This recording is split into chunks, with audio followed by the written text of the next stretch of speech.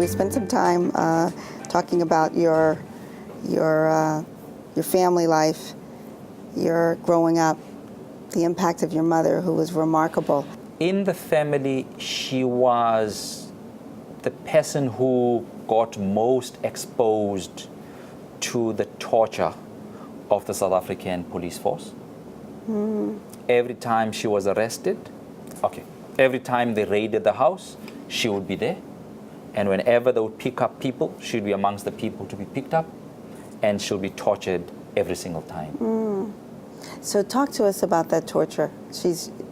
I don't know if she told you what would happen. It varied a lot, but they would come in looking for people or looking for arms.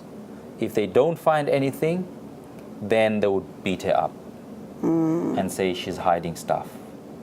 She would be incarcerated and be forced to sleep on a concrete floor without a mat, without a blanket. Right? During one of the tortures, she actually broke a rib. And this is why she died a premature death.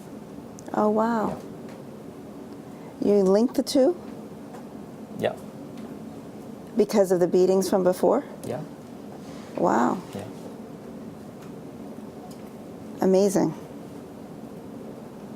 That's powerful. If you go into a front of a history class at any major university in the world, what would you tell the student that you'd want them to know about the apartheid struggle?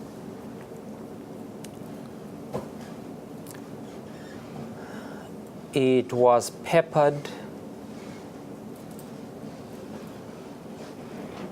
with a lot of distrust, where there was a point in time where you wouldn't trust even your brother or your sister, because there was a point where almost everybody was selling out. People were bought to do things. People surprised you. You thought that you could trust them, and all of a sudden they emerged on the other side. Oh, wow. But despite all that, the only thing that kept us on was an underlying need for interdependency.